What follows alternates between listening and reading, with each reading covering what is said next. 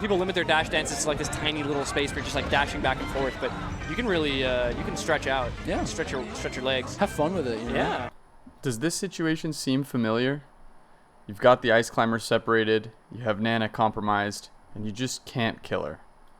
I've watched a lot of local matches and a lot of tape, and it seems like most Fox players, not just limited to the best ones in the world, try to freestyle these post-separation situations. This is in no way a slight against the players in this video. All of them are far better than me, obviously. These players are major winners, and me? I'm just a Fox player. Literally! Most of the clips being shown right now are from sets where the Fox player ultimately wins the set. However, many of these sets were only won by a margin of 1 game. This type of situation occurs pretty often in this matchup, and I personally believe that the conversion rate should be over 80-85%. I've done quite a bit of personal documentation about Fox ice climbers, and it's really helped me improve in the matchup.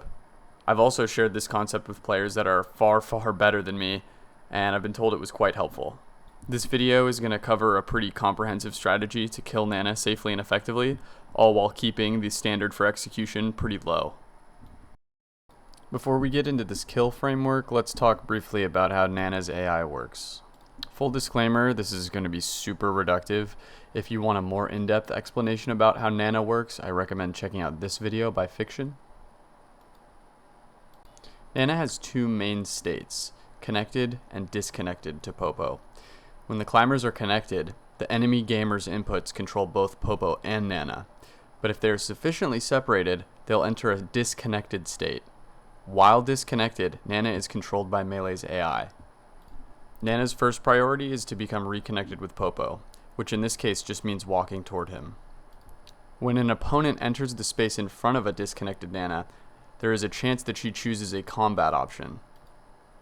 The likelihood of this completely depends on her AI level. As most people know, Nana's AI level depends on Popo's percent. Nana starts at level 0 and gains 1 AI level for every 20% on Popo. As her level increases, the probability that she will choose a combat action in the situation increases.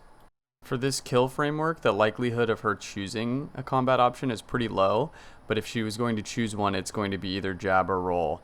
Jab is not going to matter so much, as you'll see, but if she chooses to roll in, you kind of just have to reset the situation and move on.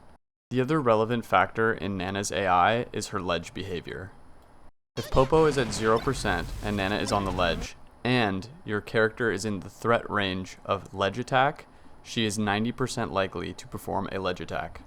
For every 10% on Popo, this likelihood goes down 10%. So if Popo is at 40% and you are in range of getting hit by ledge attack, there is a 50% chance that she will do a ledge attack. This will be super relevant later in the video. Okay, now let's talk about the strategy. We're going to be pretty exclusively using Buffer Walk and Shine to kill Nana. And that's because Shine has set knockback, which allows us to standardize our approach. And we're gonna standardize our approach with this thing I like to call the zones.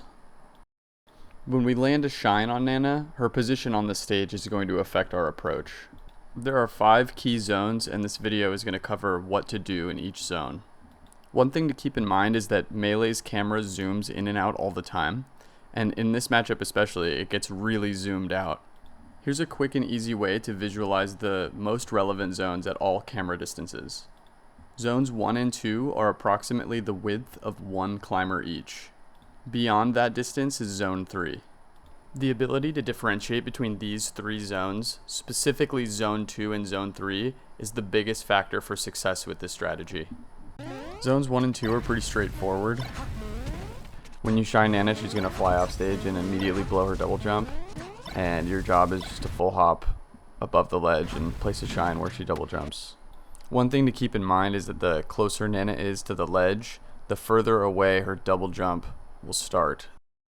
This is a big reason why full hopping is so important here. Full hopping not only sets up the timing to kill Nana out of her double jump, but it also allows us to react and adjust our drift to make sure that we don't whiff the shine or accidentally send her back on stage. Alternatively, we can full hop out of our initial shine and land on the platform and do a runoff shine.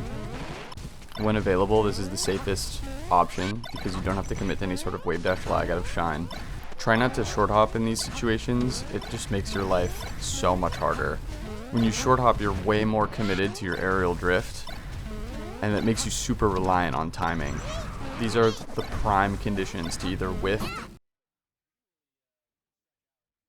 back on stage, which is the worst outcome. Zone 3 is where things get a little bit interesting. Landing a shine in Zone 3 results in Nana snapping to the ledge, and there are many ways that players try to keep Nana from grabbing the ledge. The option I see attempted most often is run off shine. I personally don't like this option for a couple of reasons. It's overall really finicky, and it ends up putting you in a position where you have to blow your double jump sort of level with the stage in range of all of Popo's most threatening moves.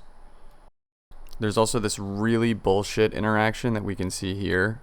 Cody goes for run off shine against Nana, and because he is shining the frame that he is leaving the stage, the shine does not have a hitbox. In my opinion, the way stronger option in this situation is buffer walk and jab. If you jab Nana as she's falling to the ledge, she'll instantly double jump.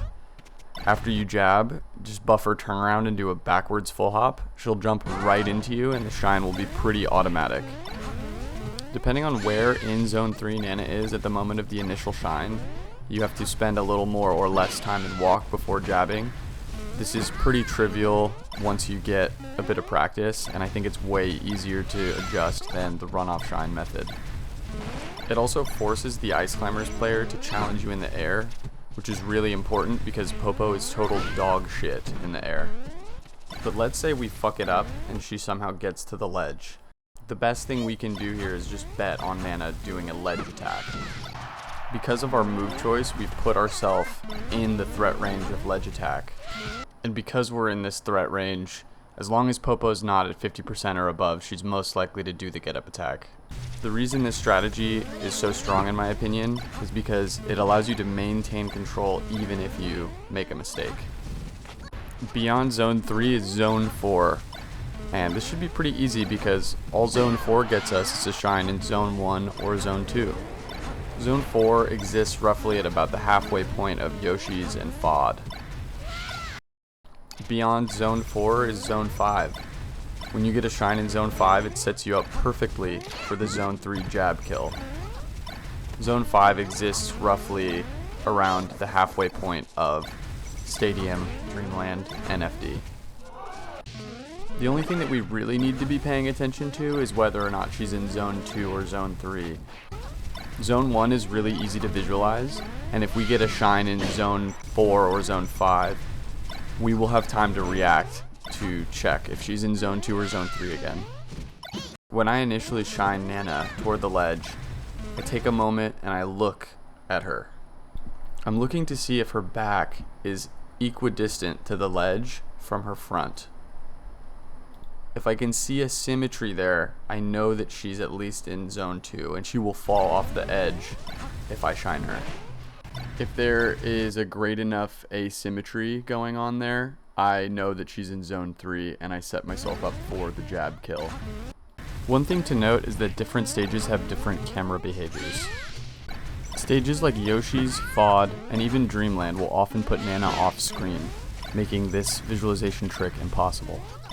The ability to recognize the zones on these stages just comes from repetitions and familiarity. One final note, there does exist counterplay for this strategy, however that is a completely different topic for another video.